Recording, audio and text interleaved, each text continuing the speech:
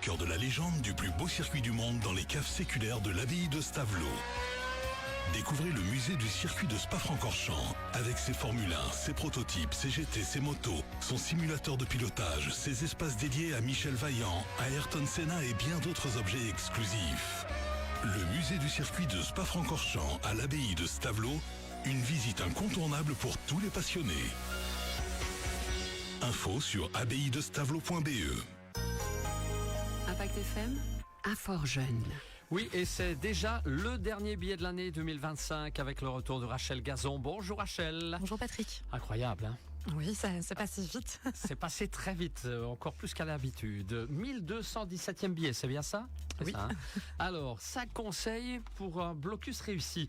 Blocus qui, bien sûr, arrive à grands pas pour les étudiants du supérieur. Et une étape qui peut être stressante, même beaucoup pour des étudiants, surtout quand il s'agit du premier blocus. Aujourd'hui, on en dit un peu plus. Et en tout cas, on donne 5 conseils pour ce blocus réussi, Rachel. Oui, alors chez Fort-Jeune, il y a vraiment 5 conseils clés qu'on donne aux étudiants pour une session d'examen réussie. Le premier conseil, ça va être la planification de son étude. Le deuxième, c'est de garder du temps pour ses loisirs. Le troisième, de soigner son hygiène de vie. Ensuite, de trouver un endroit d'étude adapté. Et enfin, de ne pas hésiter à faire appel à l'aide d'autrui si on est en difficulté. Très bien. On va passer donc en revue chaque conseil un peu plus en détail. Tout d'abord, la planification. Le fait de garder du temps pour soi, pour ses loisirs. 2 conseils importants, bien sûr, pour un blocus réussi à nouveau. Oui, alors la planification, c'est vraiment le conseil numéro 1. On sait que le blocus, c'est une période où on peut se consacrer à 100% à l'étude. Mais pour l'aborder sereinement, il vaut mieux le préparer, rassembler toute la matière et remettre ses notes au propre avant le début du blocus. Tout ça, ça va permettre de planifier son étude, c'est-à-dire de faire le point sur sa charge de travail, de prendre en compte le temps d'étude nécessaire pour chaque cours et du coup de le répartir efficacement pendant le blocus et les examens. Deuxième conseil, garder du temps pour ses loisirs. Et oui, n'importe qui, en passant 2 semaines ou plus enfermé dans une chambre entourée de syllabus, de livres et d'exercices, va rapidement arriver à saturation et c'est bien normal. Et donc, pour tenir sur la longueur, il est vital de garder un minimum d'activité pour se changer les idées. Très bien, alors c'est à moi, j'étais un peu dans les nuages. Alors, comme vous l'avez dit Rachel, il est très important de soigner son hygiène de vie et surtout de trouver cet endroit d'étude adapté, évidemment. Oui, effectivement, on en arrive au conseil numéro 3, soigner son hygiène de vie. Si on ne prend pas soin de son corps pendant le blocus, cela se ressentira inévitablement dans l'étude. Ce n'est pas en dormant 4 heures par nuit qu'on met toutes les chances de son côté pour réussir. Au contraire, on risque de créer un déséquilibre qui va nuire à la qualité de l'étude. Et d'ailleurs, d'une manière générale, il vaut mieux favoriser la qualité d'étude que la quantité. Ensuite, 4e conseil, trouver un endroit d'étude adapté. Alors pour étudier, l'idéal est de trouver un endroit qui favorise la concentration. Si ce n'est pas possible à la maison, de plus en plus de bibliothèques proposent des espaces de travail gratuits durant la période d'examen.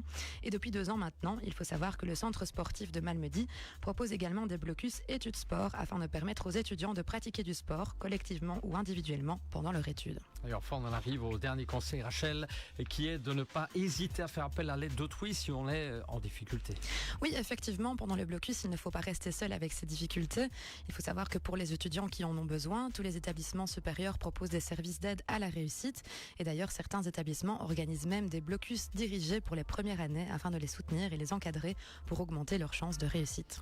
Voilà bien, merci, un grand merci Rachel pour ce billet qui pourra évidemment aider certains étudiants du supérieur à préparer leur blocus de manière excellente. On rappelle également qu'à Fort-Jeune est toujours disponible comme chaque semaine et là pour répondre à toute question éventuelle. Oui, et donc comme chaque semaine, je rappelle notre horaire de permanence. Donc on est ouvert du mardi au vendredi de 12h à 17h. Alors, petite exception, ici pendant les 2 semaines de vacances d'hiver, on sera fermé pour des congés annuels. Mais sinon, du coup, on reste joignable par téléphone au 080 33 93 20, par mail sur info@inforjeunemalmedy.be, évidemment sur les réseaux sociaux comme Facebook et Instagram. Rassurez-nous, vous revenez l'année prochaine en 2026. Oui, je reviens l'année prochaine. Fidèle au poste avec 2 nouveaux billets en tout cas. Allez, toute l'équipe et moi-même, on va vous souhaiter de bonnes fêtes de fin d'année à toute l'équipe d'Info-Jeune, évidemment, Rachel. Mais également, de joyeuses fêtes de fin d'année à tout le monde. Et on se retrouvera donc en 2026. Grand merci Rachel. Dans un petit instant, les infos de 8h et puis va suivre un nouveau 8h08. Retrouvez-nous sur Impact FM, le 106.9, sur Instagram et sur Facebook avec Impact News.